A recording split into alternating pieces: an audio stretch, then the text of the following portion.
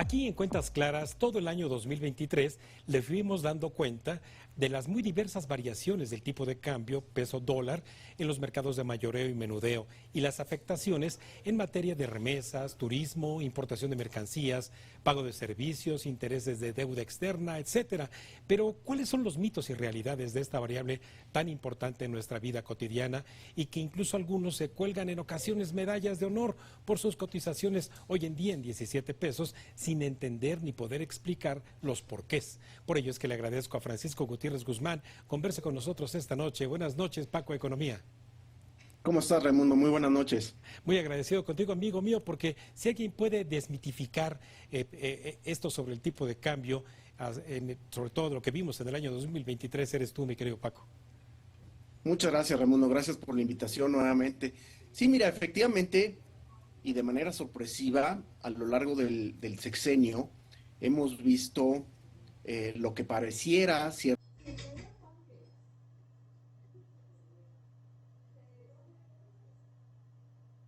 estabilidad cambiaria.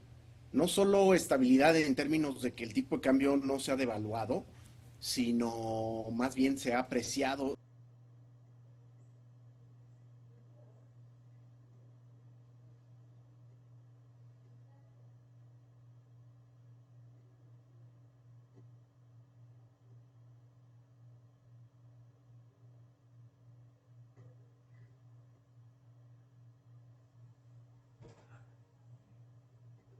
públicas que hemos visto, los errores tan garrafales de política pública como sembrar una inversión de 200,000 millones de pesos y en fin, todo lo que hemos visto, uno hubiera esperado que el tipo de cambio se depreciara, es decir, que esa incertidumbre que hemos estado viviendo se reflejara a través de un tipo de cambio cada vez mayor. Sin embargo, ha ocurrido lo contrario.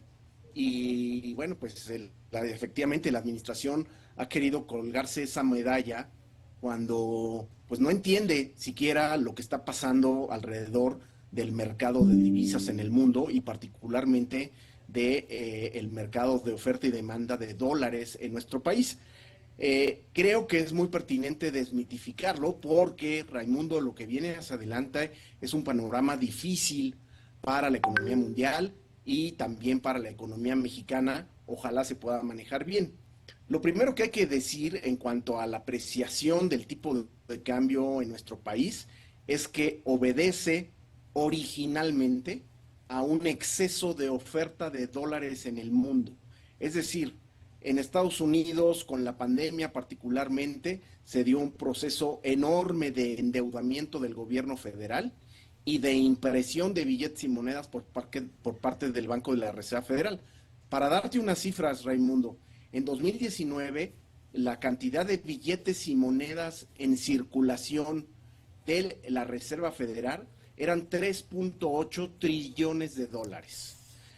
Para el 2022, esa cantidad de circulante, lo que tú y yo como economistas conocemos como el M1, sí, el Money 1, es decir, la parte más líquida de la oferta monetaria, subió al 22 a 21 trillones de dólares. Es decir, aumentó la impresión de billetes y monedas en Estados Unidos del 19 al 22 en 17 trillones de dólares. Inundaron el mercado norteamericano de dólares para apoyar a las familias, para apoyar a las empresas, para apoyar al gobierno a través de impresión de dólares y pues esos dólares están en todo el mundo. Algunos los tienen los bancos de la reserva de cada país, sí, otros los gobiernos de cada país en sus inversiones, etcétera. Eso es lo primero que hay que decir. Cuando hay más oferta de dólares, pues el precio del dólar baja y eso es principalmente lo que estamos viendo, es un dólar débil, que no el resto de las monedas fuertes. Ese es el primer factor, Raimundo. Un segundo factor ya interno es que, dado que en Estados Unidos la pandemia se manejó relativamente bien, la salida de la pandemia se manejó relativamente bien, allá sí han estado creciendo en Producto Interno Bruto, de manera que han seguido demandando nuestras exportaciones. Las exportaciones en este año, hasta el mes de noviembre, suman 544,000 millones de dólares y van a llegar muy probablemente, esto es un crecimiento del 3%, poco más o menos, van a llegar a diciembre a acumular, Raimundo, solo en este año, 600 mil millones de dólares.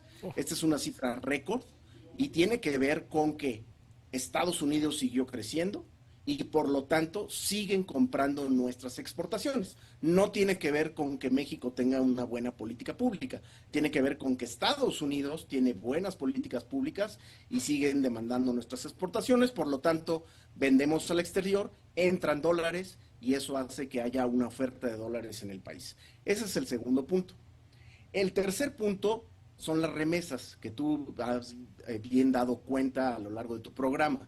Las remesas han seguido creciendo por lo mismo. Estados Unidos siguió creciendo, por lo tanto el empleo en Estados Unidos siguió creciendo y nuestros connacionales tienen empleo en el extranjero que pues mandan remesas al país y significa una oferta de dólares. ¿De qué magnitud? Bueno, pues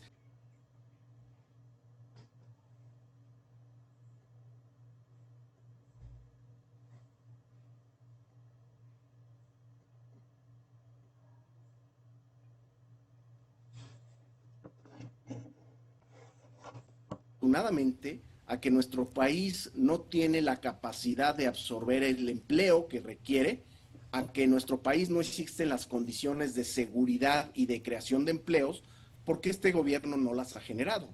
Es decir, seguimos expulsando gente, esa gente sí gana un dinero en el exterior, qué bueno que lo gana, qué bueno que lo manda a México, pero no se debe a una política pública, porque en este caso más bien se debe a fallas en la política pública que hacen que expulsemos connacionales que ganan dinero y lo mandan hacia México.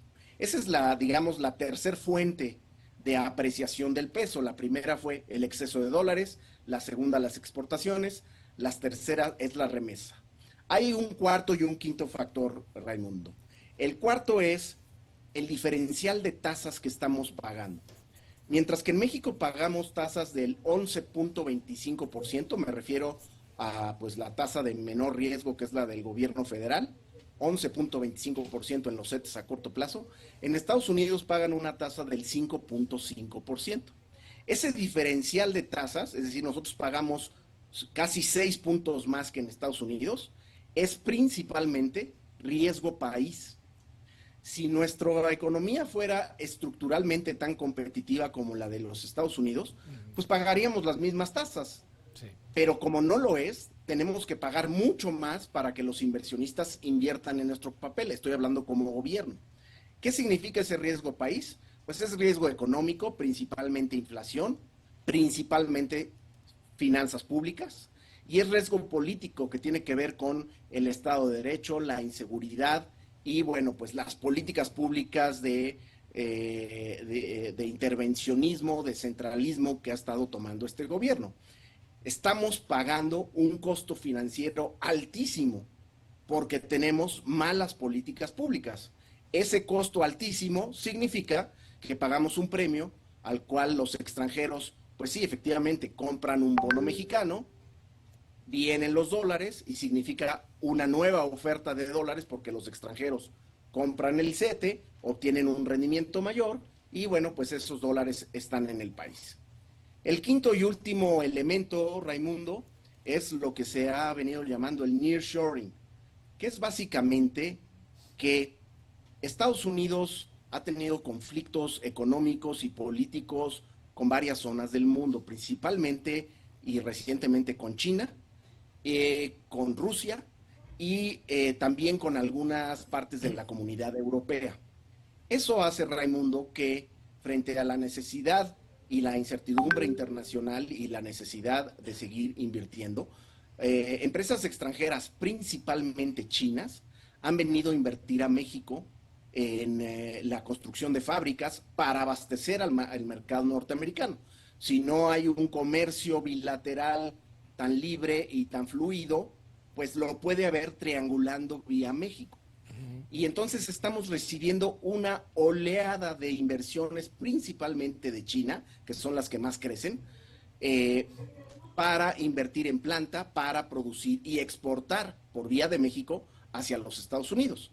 Esas inversiones son a pesar de las malas políticas públicas que estamos viendo, precisamente porque pues se ve al mercado norteamericano como el más grande y sólido del mundo y a México como un socio comercial confiable, de manera que vienen esas inversiones, pero son a pesar de las malas políticas públicas, porque además de todo, en mi opinión, Raimundo, no se explicaría esto si no fuera porque me parece que los inversionistas extranjeros y los inversionistas nacionales perciben que este gobierno que ha tenido políticas públicas contrarias a la economía del libre mercado, contrarias a la democracia, contrarias a políticas de Estado de Derecho, a pesar de eso, pues este gobierno ya se va.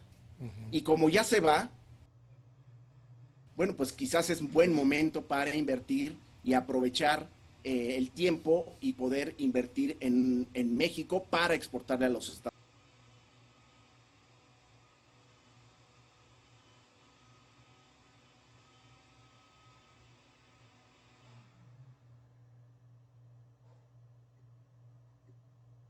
Moneda se deprecia.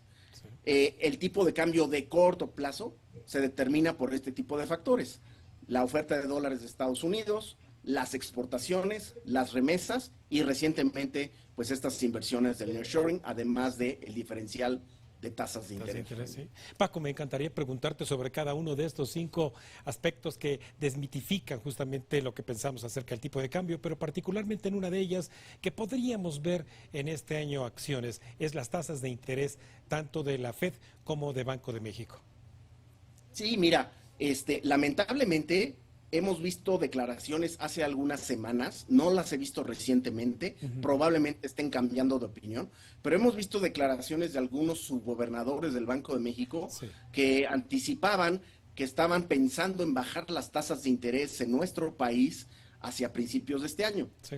Pues que les avisen a esa Junta de Gobierno de la 4T que la inflación está subiendo y que la Reserva Federal no va a bajar sus tasas en el corto plazo. De manera que pues debieran de negarse a los deseos de la Secretaría de Hacienda de bajar las tasas de interés y a los deseos de Palacio Nacional. El Banco Central debería ser autónomo.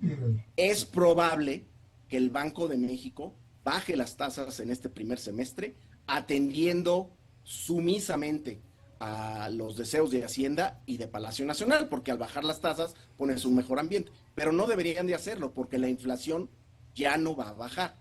Si el Banco de México baja sus tasas y la Reserva Federal no lo hace, como en mi opinión no lo va a hacer en el primer semestre, entonces lo que vamos a hacer es que se va a cerrar ese spread y muy probablemente sea uno de los factores que haga reaccionar hacia arriba nuestro tipo de cambio.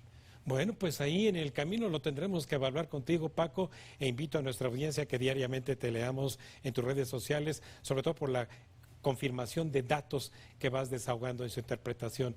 Muchísimas gracias, como siempre, querido amigo. Raimundo, es un placer estar contigo y con tu auditorio. Muy buenas noches. Gracias, Paco, muy buenas noches. Bueno, pues ahí lo tienen, las cuentas claras en materia de tipo de cambio y la desmitificación de lo que explica estas paridades que hemos visto de 17 pesos al día. Antes de ir a una breve pausa, les recuerdo nuestras redes sociales de la Agencia Mexicana de Noticias para que nos sigan en Facebook, Twitter, X, Instagram y TikTok, @MXNoticias y @Raimundo Tenorio.